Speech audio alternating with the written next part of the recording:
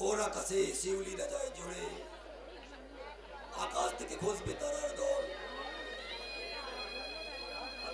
প্রতীক যাবে ঘরে, ফিরবে নিরে নানান পাখির দল। সন্ধ্যা ঘনায় আমার জীবন মাঝে, রাত্রি নামে মৃত্যু প্রদীপ জেলে। ভোর হবে না আর তো আমার মাঝে, সময় হলো এবার যাব চলে।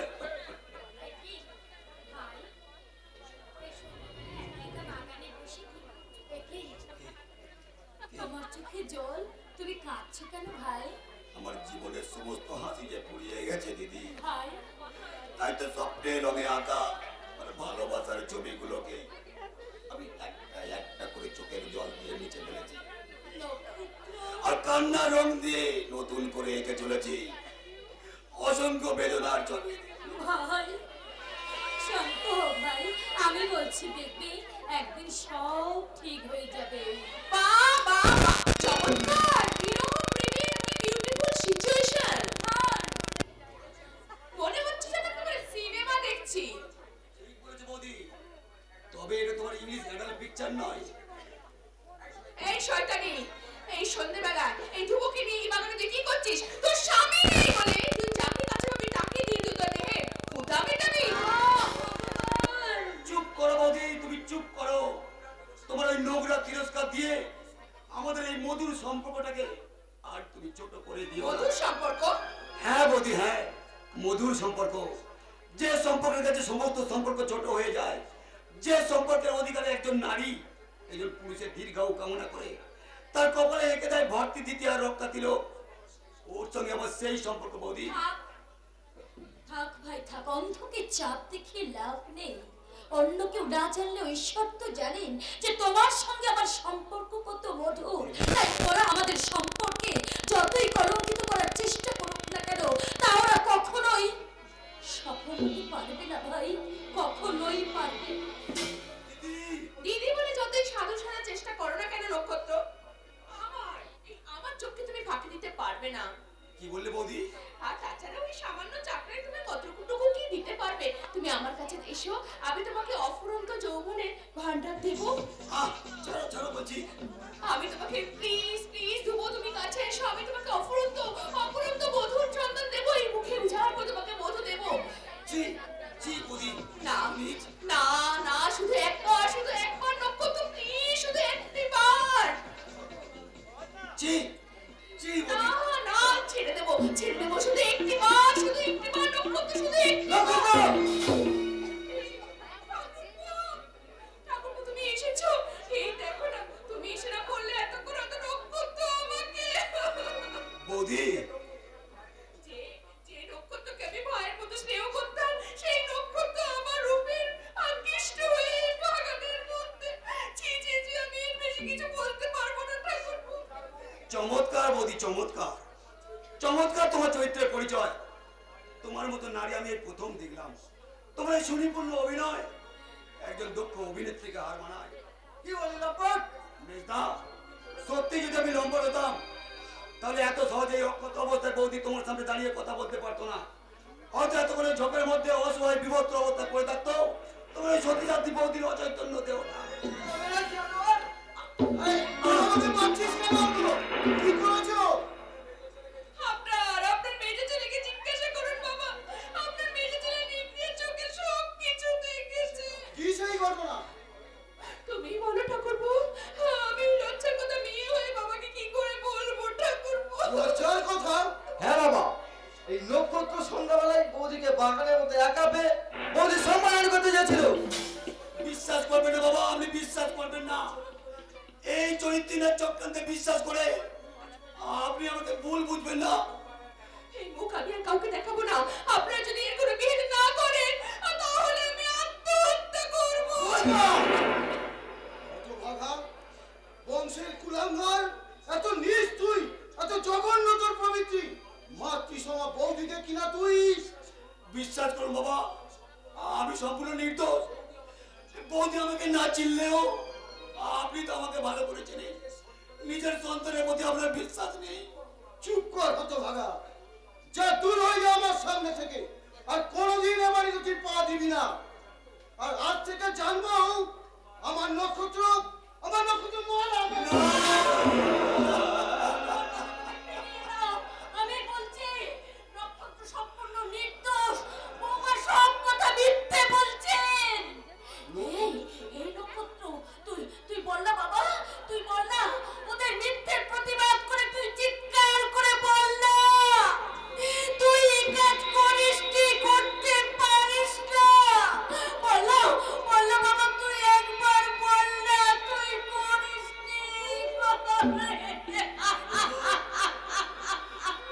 তোমার অবদান নক্ষত্র আজ যে মিথ্যার বেগে ঢাকা পড়ে গেছে।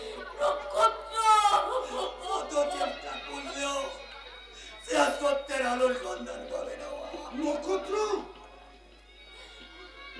বাবা, আপনার আদেশ মাথায় নিয়ে চিরদিনের মতো এ বাড়ি ছেড়ে চলে যাচ্ছে।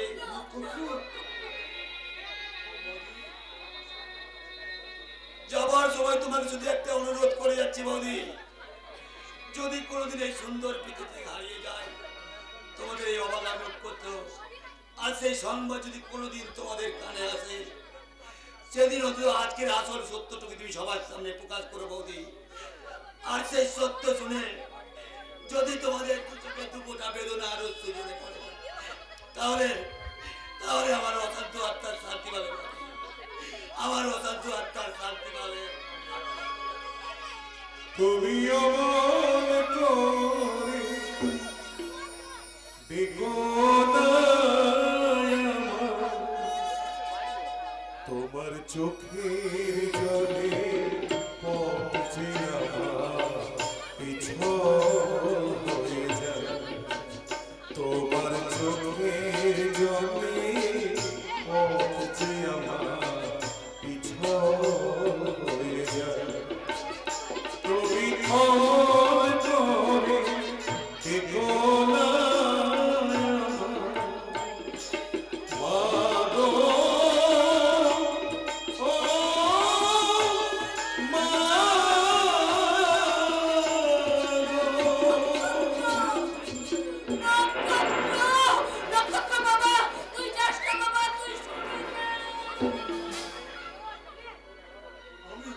আমি কি কোনো ভুল করলাম? আমি কি করে নির্দোষ নক্ষত্রের মাথায় তুলে দিলাম মিথ্যা শাস্তির গুরুভার? না আপনি ঠিক বলছেন। আমি ঠিক করেছি। হ্যাঁ বাবা, নক্ষত্রকে এই বাড়ি থেকে তাড়িয়ে দিয়ে আপনি ঠিক কাজই করেছেন। কিন্তু তুমি তোমার কর্তব্য ঠিক মতো পালন করেছো তো বৌমা? তোমার পাপে যদি আমার নক্ষত্র হারিয়ে যায়, আমরা আমরা হয়তো দু চার দিনের জন্য কাঁদবো বৌমা, কিন্তু তোমাকে চিরজীবনের মতো কাঁদতে হবে বৌমা, চিরজীবনের মতো কাঁদতে হবে। সবাইকে ফাঁকি দিল, ওই ঈশ্বরকে কোনোদিন ফাঁকি দেওয়া যায় না বৌমা, ওই ঈশ্বরকে কোনোদিন ফাঁকি দেওয়া যায় না। তোমার বাবা বোধহয় আমাকেই সন্দেহ করছে। তোমার ব্যাপারে মন খারাপ করা বৌদি, তোমার জন্য আমি আমার জীবনে প্রতিষ্ঠা পেয়েছি, তাই মা বাবা কিন্তু বড় ভাই নয়, আমার কাছে সবচেয়ে বড় তুমি, এই পৃথিবীর সবচেয়ে বড় আপনজন। অর্ক!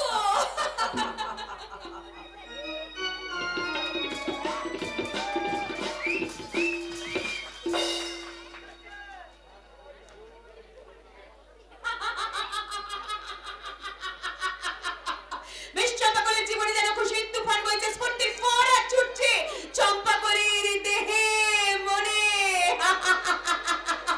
তাই তো এই শহরের সেরা সুন্দরী মিস চম্পাকলি হতভাগিনী চাপার মৃতদেহের ওপর দিয়ে যৌবন বিক্রির টাকা দুহাত ভরে দিয়ে খুশির হাসি হাসছে।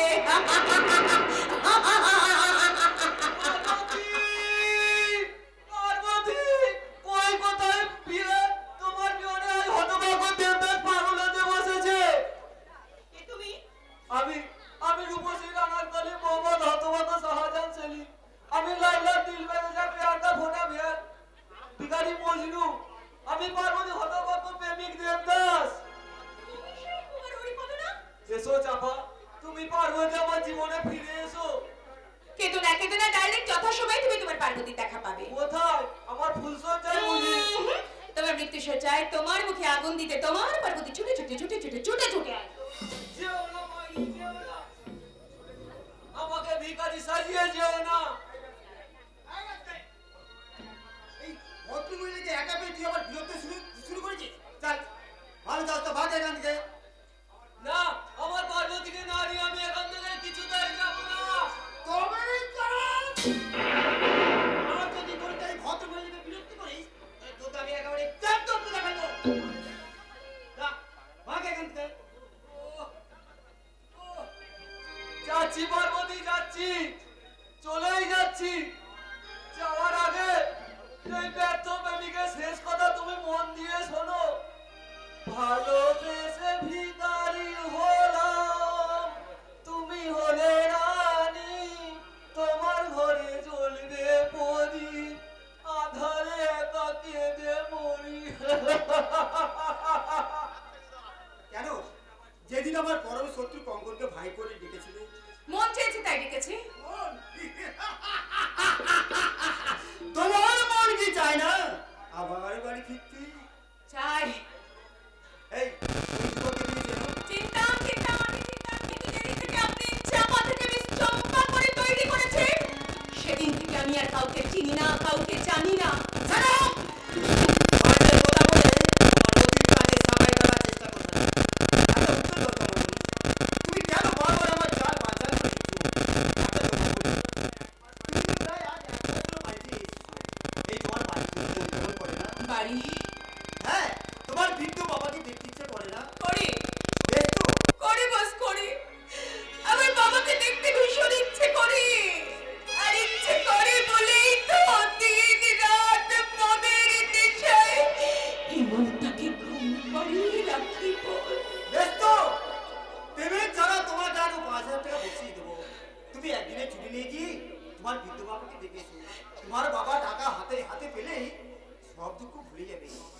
কিন্তু বস, বাবা যখন আমাকে জিজ্ঞাসা করবে, চাপা 1 মাসের চাকরিতে তুই এত টাকা কোথায় পেলি, তখন কি আমি বাবাকে বলতে পারবো, বাবা তোমার হতভাগিনী মেয়ে চাপা তার যৌবন বিক্রি করে লোহাতে ভরে তোমার জন্য টাকা নিয়ে এসেছে। চম্পা কলি, না বস, আমাকে চাপা হৃদয়টাকে খুন করে যাকে আপনি বেশ চম্পা করে তৈরি করেছেন, সে আর কখনো চাপা হয়ে তার বাবার কাছে ফিরে যাবে না। চম্পা কলি। কখনো ফিরে যাবে না, কখনো। চাপা,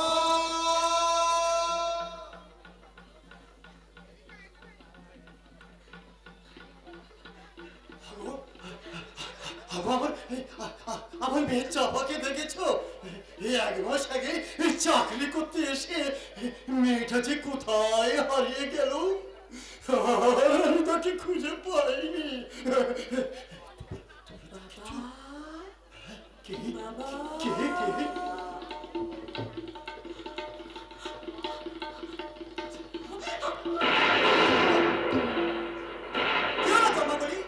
তুমি পাগলের মতো কাকে বাবা বলে রাখছো? কেন আমাকে গো? আমাকে? আপনি যতই লুকোচুরি করেন না কেন, এই তো আমার মেয়ে চাপা। ভুল করছেন, আপনি ভুল করছেন বাবু। আমি চাপা নই, আমি মিস চম্পা কলি।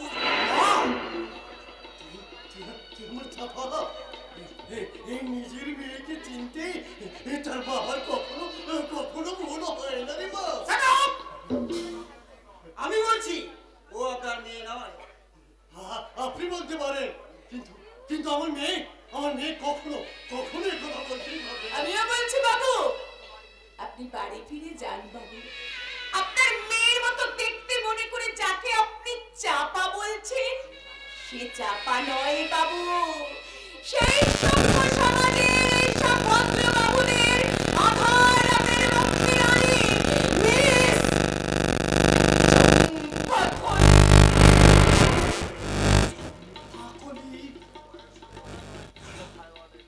দাঁড়া, পয়সা যথেষ্ট হয়েছে, কিন্তু দৃষ্টিশক্তি এখনো এতটা ক্ষীণ হয়নি রে মা।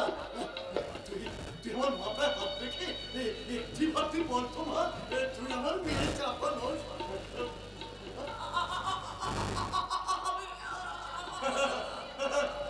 আমি জানি আমার মেয়ে হলে কোনোদিন এই আমার মাথায় হাত রেখে মিথ্যা কথা বলতে পারবে না। তুই মাথায় হাত রেখে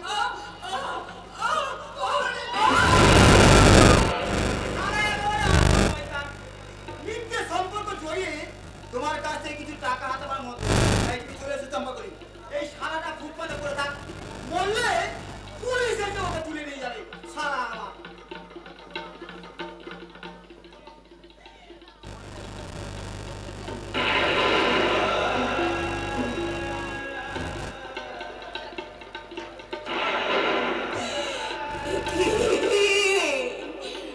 কপালে ফেটেছে, রক্ত পড়ছে।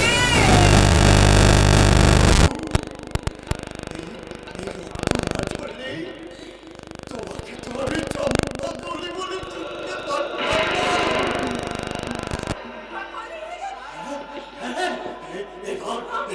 এবার আমি তোকে ঠিক ঠিক চিনতে পেরেছি তুই তুই আমার মেয়ে চাপা নস তুই তুই চম্পা কলি তুই চম্পা কলি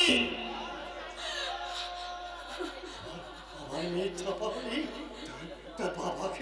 তার বাবাকে এইভাবে মাটিতে পড়ে থাকতে সে স্থির হয়ে থাকতে পারতো না আমার মেয়ে চাপা তার বাবার এই কপাল ফেটে রক্ত এক বিন্দু মাটিতে পড়তে দিত না বাবা!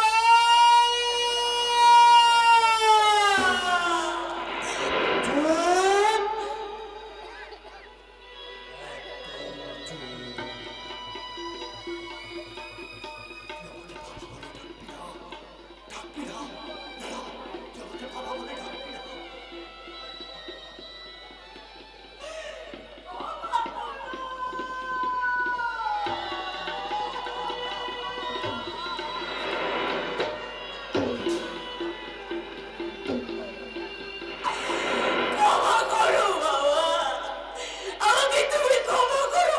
আমি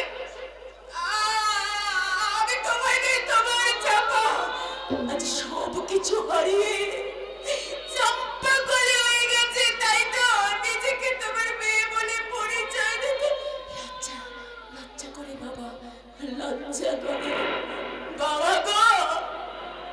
আমি তো তোমারই মেয়ে যাবো বাবা। আজ থেকে জানবো তোমার মেয়ে চাপা দোষ আমার মেয়ে চাপা মারা গেছে আর সেই নিথর চাপার মন থেকে নতুন করে জন্ম নিয়েছে আজকের এই চম্পা কলি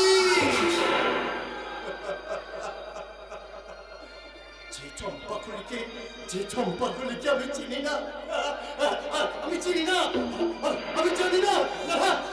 আমি কিচ্ছু জানি আমি চিনি না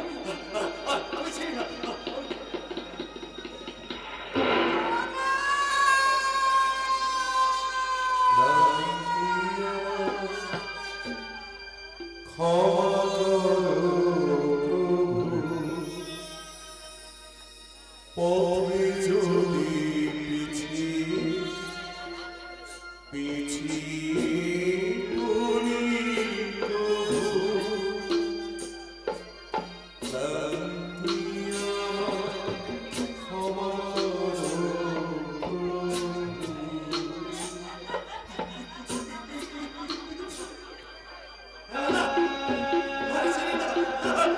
চিনি না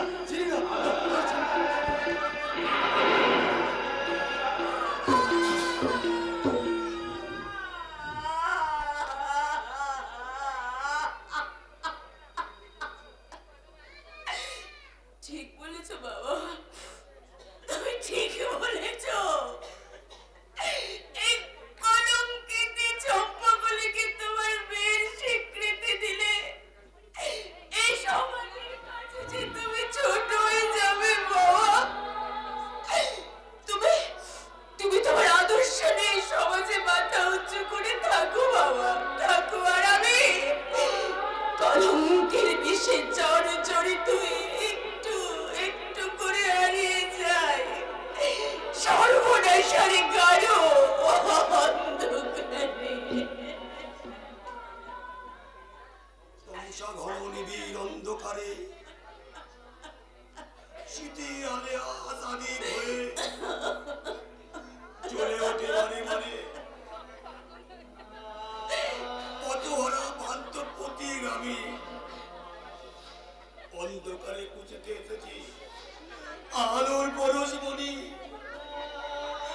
খুঁজে ফিরি, তবু খুঁজে নাই পাই তারে। আমার ভুবনে আদার গলায় চলে গেছে বহু দূরে।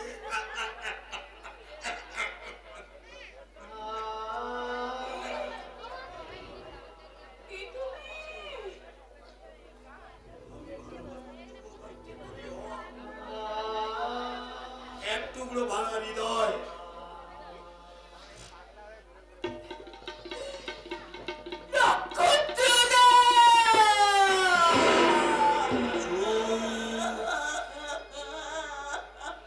নক্ষত্র মারা গেছে, সমাজ সংসার থেকে মুছে গেছে অবাগা নক্ষত্রের নাম। আর কেউ তোমরা নক্ষত্রকে খুঁজে পাবে না, কেউ না। তোমার মুখ থেকে যে রক্ত পড়ছে। রক্ত নয়, এ হলো আমার নিঃস্বার্থ প্রেমের নিদারুণ পুরস্কার। তাই তো আমি রক্তে রঙে এঁকে চলেছি। আমি অর্সপ্টোপিয়ার বুক ছবি বুকের তাজা রক্ত দিয়ে সাজিয়েছি আমার ভালোবাসার মাকে। দেখবে, তুমি দেখবে আমার প্রিয়াকে। এই দেখো, এই দেখো।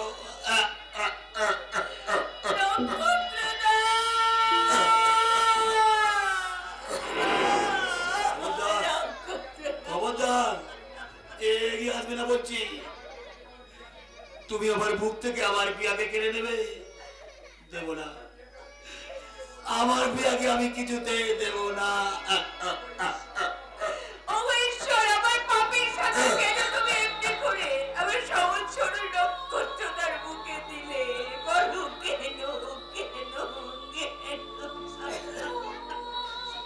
লক্ষ্মী সোনামণি, আর তোমার কোনো ভয় নেই। আর কেউ তোমাকে আমার বুক থেকে কেউ কোনোদিনই কেড়ে নিতে পারবে না। তোমাকে না, তোমাকে না, তোমাকে আমি এমনি করে আমার বুকের মাঝে লুকিয়ে রাখবো। তারপর কানে কানে তোমাকে আমি অনেক গল্প শোনাবো। আর তোমার কানে কানে বলবো, কি বলবো জানো?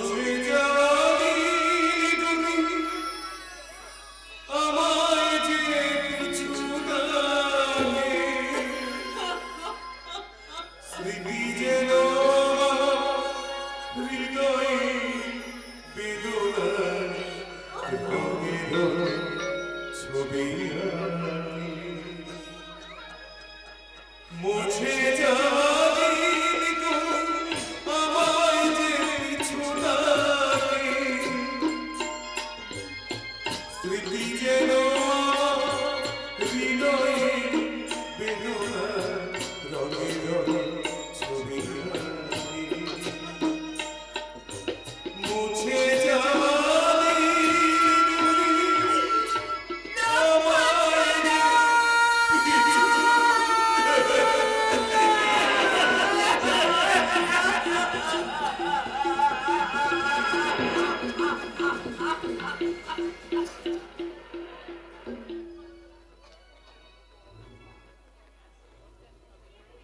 বিউটি মাই সুইটহার্ট ডার্লিং, তোমাকে ছাড়া আমি এক মুহূর্তে বাঁচতে পারবো না। তোমাকে ছেড়ে আমি বা কেমন করে থাকবো অর্ঘ? একটা দিন তোমাকে না দেখতে পেলে আমার যেন চারিদিকে অন্ধকার মনে হয়। তাই বুঝি? হ্যাঁ গো অর্ঘ, তুমি মাই ডার্লিং, আমাকে তুমি পাগল করে দাও, তোমার মধ্যে মিলেমিশে আমাকে একাকার করে দাও অর্ঘ। অর্ঘ মাই ডার্লিং। চমৎকার! পুত্র সম দেওর আর মাতৃ সম বৌদির স্নেহ ভালোবাসার কি অপরূপ দৃশ্য। তুমি আমায় ভুল বোঝো না। সত্যি সত্যি বৌদিকে আমি মায়ের মতো শ্রদ্ধা করি। হ্যাঁ, বৌদিকে মায়ের মতো শ্রদ্ধা করিস বলেই তো আজ মাতৃসম বৌদির কোমর জড়ি ধরে নির্লজ্জের মতো বলতে পারছিস, বিউটি মাই সুইট হার্ট। বেশ করেছে বলেছে। এতদিন ধরে তোমার সঙ্গে আমার বিয়ে হয়েছে, তুমি আমাকে কি দিতে পেরেছো? একটা রাতে তুমি আমাকে সুখী করতে পেরেছো? একাধিক পুরুষের বিকৃত কামনা যাকে সুখী করতে পারেনি, তাকে আমার মতো সাধারণ পুরুষ কিভাবে সুখী করবে বলতে পারে বিউটি? তুমি পুরুষ না, তুমি কাপুরুষ। আর অর্ঘ বুঝি তোমার কামনার সিদ্ধ পুরুষ? দাদা, ছি অর্ঘ, ছি। এই তোর শিক্ষা, এই তোর রুচিবোধ। ওরে লম্পট, বৌদি আর দেওয়ারের সম্পর্ক যে মা ছেলের মধুর সম্পর্ক, আর সেই মা ছেলের মধুর সম্পর্ককে কলঙ্কিত করে ব্যভিচারের বাসা বাঁধতেই তোর রুচিতে এতটুকু মাত্র দাঁড়াচ্ছি। চুপ করো দাদা, তুই চুপ করো। আমি ভুল করেছি দাদা। এই শয়তানির কোন অলৌকিক জাদুর বসে আমি আমার নিজের ভুল বুঝতে পারছি দাদা। না ভুল নয় অর্ক, একদম ঠিক করেছো। চলো চলে সেখান থেকে আমরা দুজনে এখান থেকে চলে গিয়ে রেজিস্ট্রি ম্যাচ করে বিয়ে করে নতুন করে সংসার করব। না বৌদি না, তোমার মতো মেসু সংসার ভাঙতে পারে বৌদি, এই সংসার কোনোদিন করতে পারে না। অর্ক আমার কথাটা তুমি শোনো। না বৌদি না, বিকৃত কামড়ায় অন্ধ হয়ে আমি আমার নিজের বিবেক মনুষ্যত্বকে বলে দিচ্ছি। দেওয়ার আর বৌদির মধুর সম্পর্কের মাঝে আমি মা বাপে আশ্রয় দিয়েছি। আর আমার মন বলছে নক্ষত্র সম্পূর্ণ নির্দোষ। তোমার এই শয়তানি চক্রান্ত করে নক্ষত্রকে বাড়িতে চলে যেতে বাধ্য করেছো। অর্ঘ, সেদিন অন্ধময় নক্ষত্রের কথা অবিশ্বাস করলেও আর আমার মন বলছে নক্ষত্র সম্পূর্ণ নির্দোষ। এই কাল লাগিয়ে আমাদের সুন্দর সম্পর্ক শেষ করে দিয়েছে দাদা। তুমি যেমন করে পারো দাদা, নক্ষত্র তো ফিরিয়ে আনো দাদা, নক্ষত্র তো ফিরিয়ে আনো। বাবার সেই ভয়ঙ্কর দিব্যিকে অগ্রাহ্য করে নক্ষত্রকে আমি ফিরিয়ে আনতে পারবো না রে অর্ঘ, কিছুতেই পারবো না। কোন মুখে তাকে তুমি ফিরিয়ে আনতে চাইছো? সে নক্ষত্র একটা ভীরু কাপুরুষ, সে আমার ভালোবাসার সঙ্গে ছিনিমিনি খেলেছে, তাকে আমি কোনোদিনই ছাড়বো না, কোনোদিন না। তার আগে নিজের পরিণতির কথা চিন্তা করবে উঠে। আমার পরিণতির কথা তোমাকে চিন্তা করতে হবে না। শোনো ধ্রুব, তোমরা সবাই মিলে আমাকে যেভাবে অসম্মান করেছো, অপমান করেছো, তার জন্য তোমাদের সবাইকে কৈফিয়ত দিতে হবে। আর আজকের মধ্যে যদি তোমরা কৈফিয়ত দিতে না পারো, তাহলে আমি চিরদিনের মতো এই বাড়ি ছেড়ে চলে যাব। তাই যাও বেউটি, তাই যাও। তুমি এ বাড়ি ছেড়ে চলে গেলে আবার আবার জীবন থেকে সকল অন্ধকার দূর হয়ে উদয় হবে আর এক নতুন সকাল।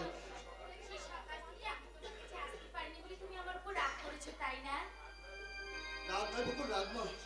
আজ আমার ভীষণ ভীষণ আনন্দ হচ্ছে, কারণ আর কিছুদিনের মধ্যে আমরা রাহু গ্রাস থেকে মুক্তি পাবো, আর সেদিন সবার সামনে তোমাকে স্ত্রীর মর্যাদা দিয়ে করে দেব। তোমার বিবাহিত স্ত্রীকে কাঁদে একটা মুহূর্তের জন্য আমি সুখী হতে চাইনি গো। বিবাহিত স্ত্রী থাকলেও আমার প্রতি তোমার অধিকার যে সবচেয়ে বেশি বকুল। কিন্তু ও কথা বলো না গো, ও আমার ছোট বোন, ওর সব আবদার তো আমাকে পূরণ করতে হবে। তুমি কি বকুল, আমার প্রতি কোনো অধিকার দাবি করবে না, কোনো কিছুই কি চাইবে না? চাইবার তো আমার কিছু নেই। দেবতার মতো স্বামী পেয়েছি, স্বর্গ সমান শ্বশুরে সুইটে পেয়েছি, এটাই তো আমার জীবনের শ্রেষ্ঠ পাওনা। কিন্তু কেউ তো চিনল না তোমাকে, কেউ তো জানলো না তোমার আমার আসল সম্পর্ক। কেউ না জানলেও ঈশ্বর তো জানে তোমার আমার সম্পর্ক কি। তাই সারা জীবন তোমার কাছে আমি কিচ্ছু চাই না গো, তুমি শুধু একটুখানি আমায় ভালোবেসো, আর আমি কিচ্ছু চাই না, কিচ্ছু না। আমার বকুল, বাবা চমৎকার! এই যে চরিত্রবান সাধুপুরুষ, কিছুক্ষণ আগে খুব চরিত্রের বড়াই করছিলে না, এই বুঝি তোমার আসল চরিত্রের নিদর্শন। বৌঠান, তোমার লজ্জা করছে না? একটা নিজের স্ত্রীকে উপেক্ষা করে একটা চাকরির সঙ্গে ব্যভিচার করতে তোমার লজ্জা করছে না? হচ্ছে না, কারণ যাকে তোমরা চাকরানি ভাবছো তার আসল না, ওগো তুমি চুপ করো, আমার মাথার দিব্যি তোমার আমার সম্পর্ক, যাই হোক বৌঠানকে তুমি কিচ্ছু বলো না। তুমি কি দিব্যি দিলে বকুল? এছাড়া যে আমার আর কোনো উপায় নেই। এই ছোট লোকের মেয়ে, কোন সম্পর্কের টানে আমার স্বামীর সঙ্গে তুই ব্যভিচারে লিপ্ত হয়েছিস? কোন জাদুর টানে আমার স্বামীকে আমার কাছ থেকে নিতে চাইছিস? কি হয়েছে বৌমা, তুমি এখন চিৎকার করছো কেন? চিৎকার না করলে তোমরা শুনতে না পান না, চোখে আঙুল দিয়ে না দেখে নিলে আপনারা কিছু দেখতে পান না। এসব কথার অর্থ কি বৌমা? বেশ তো দুধ কলানি কালসাপ পুষেছেন, কিন্তু একবার কি ভেবে দেখেছেন সেই কালসাপ কেমন করে আমাকে ছবল মারছে? তোমার কথা আমি কিচ্ছু বুঝতে পারছি না বৌমা। আপনাদের এই আদরের বকুলের সঙ্গে আপনার ছেলে গোপন সম্পর্কে লিপ্ত হয়েছে। আমার ধ্রুব আর বকুল, না কখনোই হতে পারে না। আমার ধ্রুব কখনো আদর্শচ্যুত হতে পারে না, আর বকুলের মনে কোনো পাপ থাকতে পারে না। তবু আমার বিশ্বাসের উপর আস্থা রেখে আমি জিজ্ঞাসা করছি, বলো তো মা, বলো তুমি নির্দোষ, তুমি নিষ্কলঙ্ক, বলো মা, বলো। বলো বলো বকুল, বলো, তোমার কথার উপর নির্ভর করছে সবকিছু। তুমি তুমি শুধু একবার বলো, বৌমা সবকিছু মিথ্যে কথা বলছে। না বকুল, বৌঠানের অভিযোগ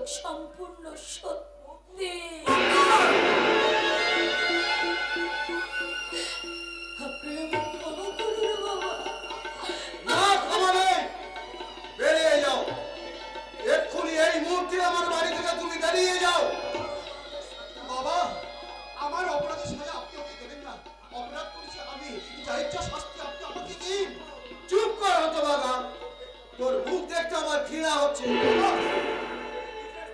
নিজের স্ত্রীকে ফাঁকি দিয়ে তুই একটা চাকরানিকে নিয়ে বলছি, তোকে নিয়ে আমি না কত স্বপ্ন দেখতাম, সেই তুই কিনা এ বাড়ির মান সম্মান সব পথের ধুলোয় মিশিয়ে দিলি। দূর হয়ে যা, যা দূর হয়ে যা আমার চোখ। তুমি একটু শান্ত হও, একটু শান্ত হও। শোনো মমতা, এই নষ্টা দুশ্চরিত্রা মেয়ে এখনই চলে যেতে বলো। ও যতক্ষণ এ বাড়িতে চলে যায় ততক্ষণ আমি এক বিন্দু জল স্পর্শ করব না। এক বিন্দু জল স্পর্শ আমার এই দুষ্ট দিব্যিকে আপনি ফিরিয়ে দিন। বকুলকে এ বাড়িতে আশ্রয় দিন বাবা। না, এই শয়তানি আর কোনো মতে এই বাড়িতে থাকতে পারবে না। তুমি ঠিক বলেছো বৌঠান, আর আমার এই বাড়িতে থাকা চলে না, কারণ আমি না গেলে বাবা যে এক বিন্দু জলস্পর্শ করবেন না। তাই বাবার হাতে আমি চিরদিনের মতো এই বাড়ি ছেড়ে চলে যাচ্ছি। তুমি কোথায় যাচ্ছ?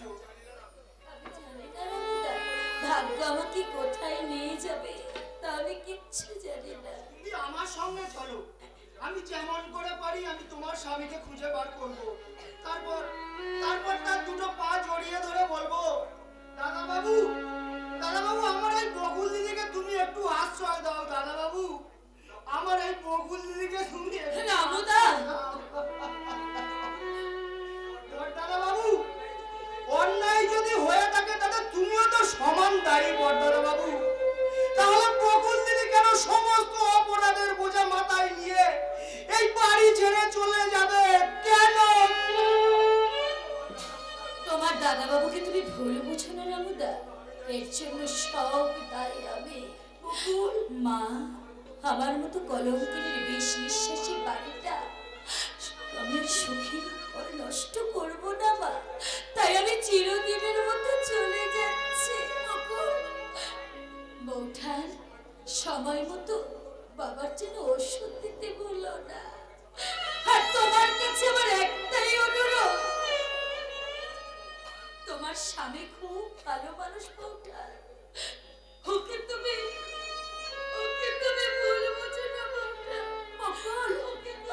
নেকামো, যেও না বকুল, আমাকে ভিখারি সাজিয়ে তুমি চলে যেও না।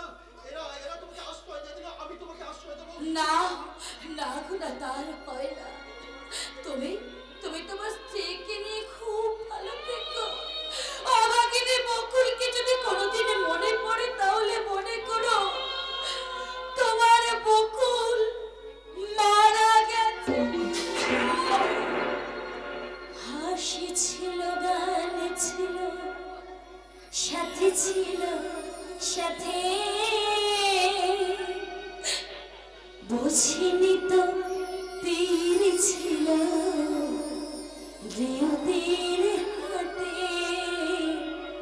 হাসি ছিল, গান ছিল, সাথে ছিল, সাথে বুঝিনি তো তীর ছিল, নিয়তির হাতে।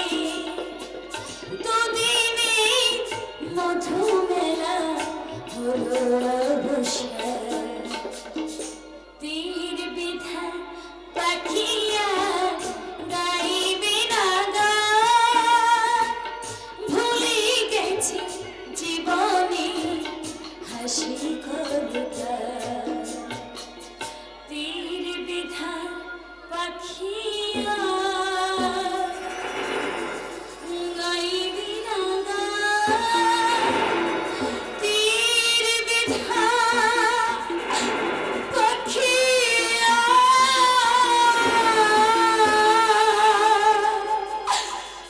গাইবে না গান।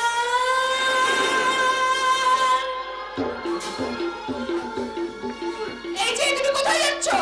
বকুলকে ফিরিয়ে আনতে। ওকে তুই যেতে দে। চমৎকার মা, চমৎকার তোমার বিচার। আমার অপরাধের সাজা একটা অসহায় মেয়ের উপর চাপিয়ে দিয়ে কত সহজে তোমরা তাকে বাড়ি থেকে তাড়িয়ে দিলে। কিন্তু তোমরা জানো না মা, বকুল যদি ফিরে না আসে তোমাদের ধ্রুবকে তোমরা কোনোদিন ফিরে পাবে না মা। একটা চাকরানির জন্য তুমি তোমাদের চোখে চাকরানি হলো, বকুল আমার সুখ দুঃখে চির সঙ্গিনী, বকুল আমার হৃদয় স্পন্দন। আর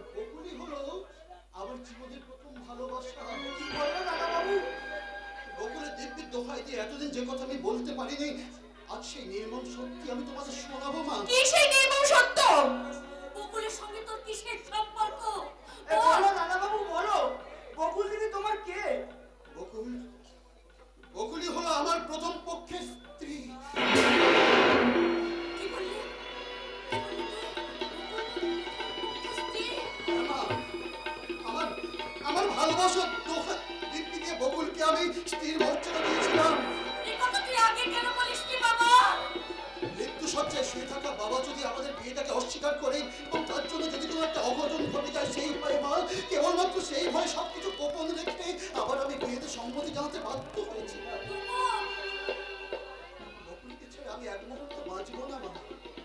তোমরা যদি আমার বকুলকে আশ্রয় না দাও, আমি আমি এ বাড়ি থেকে চিরদিনের মতো চলে যাবো মা।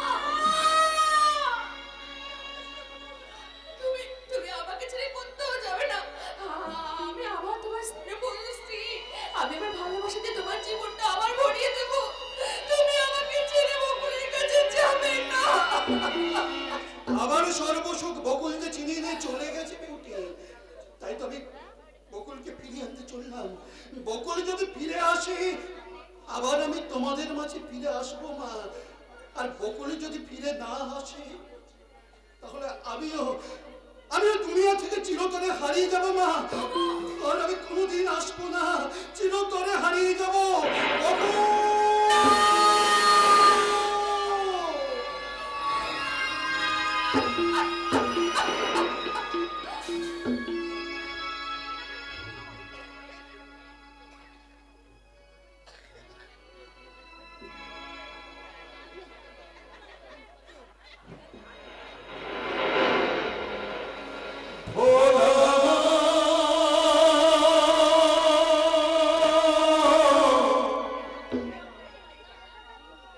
মনের কথা তারে বলিয়া এমন করে ছিড়বি একটা ভোলা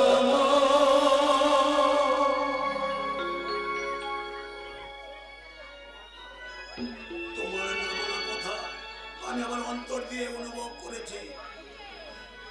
তোমার দু চোখের মাঝে তো দেখেছি আমার ভালোবাসার চোখে। তবুও কি তুমি এখনো নীরব থাকবে? কথা বলো, অন্তত একটি বার তুমি কথা বলো।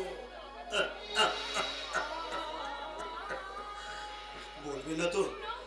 মৃত্যু বদলাতে অবহেলার প্রতি আজ তোমার এত অভিমান। বেশ, আর কখন আমি তোমার ডাকবো না। রক্তের আমি রাখবো না আমার স্মৃতির ছবি। তোমার আমার ভালোবাসার সমস্ত ছবি আমি চিরে টুকরো টুকরো করে দেবো। চিরে টুকরো টুকরো করে খুঁজে আমি তো কোথাও নক্ষত্রটা দেখা পেলাম না। নক্ষত্র না,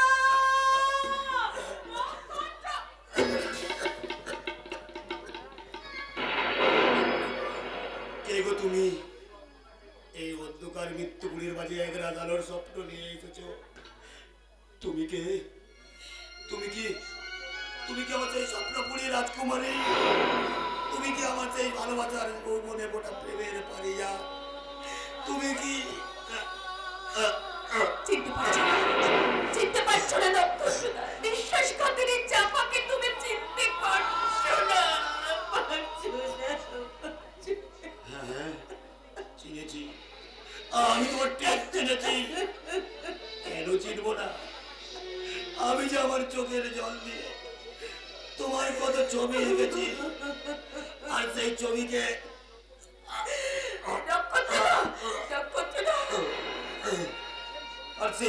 আমি আমার বুকের তাজা রক্ত দিয়ে কত সুন্দর করে রাঙিয়ে নিয়েছি। দেখবে দেখবে সেই ছবি।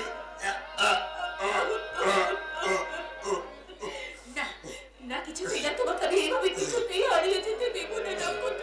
যেমন করে হোক আমি তোমাকে বাঁচিয়ে তুলবো নক্ষত্র। আমি তোমাকে বাঁচিয়ে তুলবো।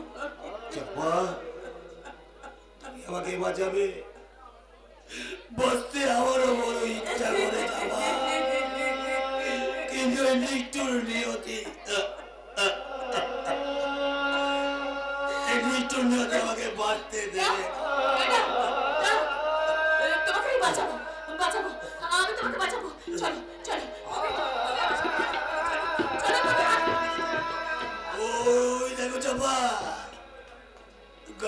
অন্ধকারের মাঝে কারা যেন আমার আচ্চারি দিয়ে ডাকছে। কে তোমরা? তোমরা আমাদেরকে ভাবে এগিয়ে আসছো কেন? আমাকে সঙ্গে নিয়ে যাবে? না না, আমি যাব না, তোমাদের সাথে আমি কোথাও যাব না। তোমরা ফিরে না, তোমাদের তোমাদের এই বিপদ সম্পর্কে আমরা দেখতে পাচ্ছি না।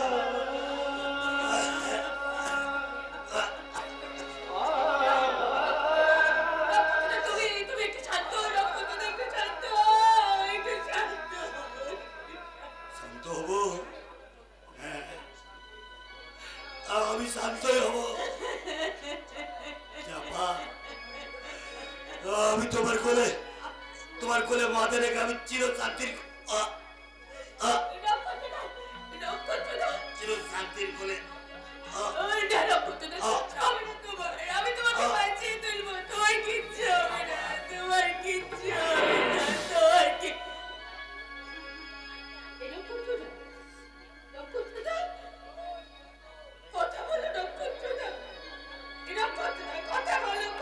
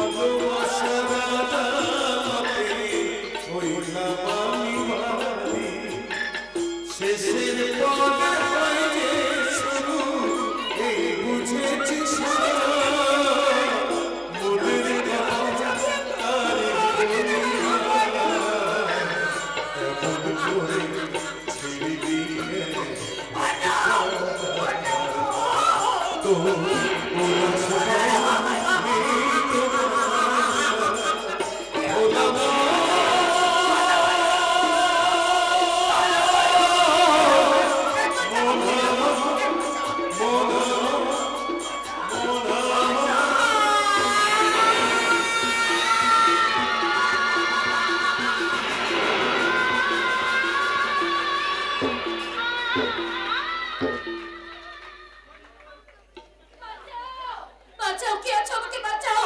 ওই নরক বিশেষটা রাস্তা থেকে ধরে আমার সম্ভ্রম লুট করতে চাইছে। কে আছো? ওই শয়তানটা রাত থেকে আমাকে রক্ষা করো।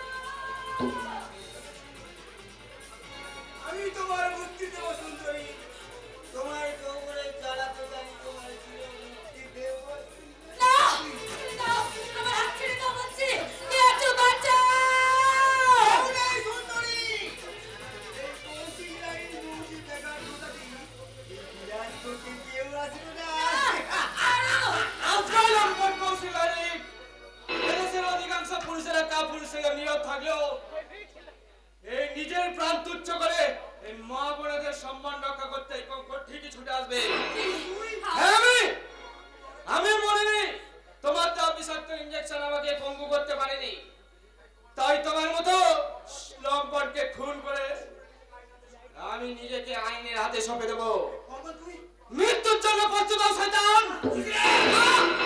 না, না, ওকে মেরো না, ওকে কেউ মেরো না, ওকে বাঁচতে দাও, ওকে মেরো না, ওকে মেরো না।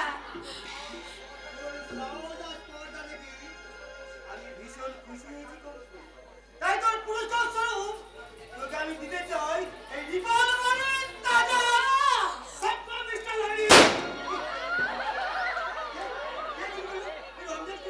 আমি রমজান নয় মিস্টার হরি, আমি CBI inspector mister Tanmoy Dutta. আপনার ব্র্যান্ড কাজের তদন্ত করতে এতদিন আমি রমজান চেয়েছিলাম।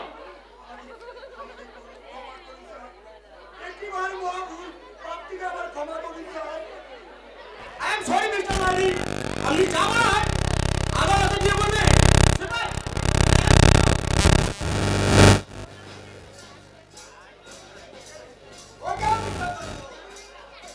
একটা কথা মনে রাখবেন,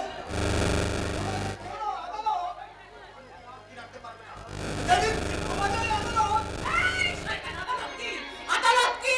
আদালত তোকে ছেড়ে দেবে, আমার হাত থেকে তুই নিষ্কৃতি পাবি না। আমার হাতে তুই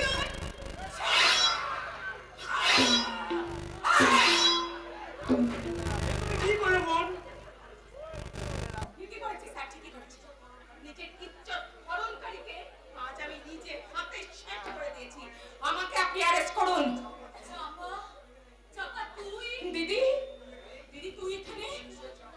ওকে নিশ্চয়ই জানোয়ারটা ধরে নিয়ে এসেছে। হ্যাঁ চাপা, সময় মতো এই ভদ্রলোক এসে না পড়লে এতক্ষণ হয়তো ওই জানোয়ারটা আমার সংগ্রাম লুট করে ফেলে। না রে দিদি না, ভালো করে তাকিয়ে দেখে এই শয়তানটা সমাজের আর কোনো মেয়ের জীবন নিয়ে ছিনিমিনি খেলতে পারবে না।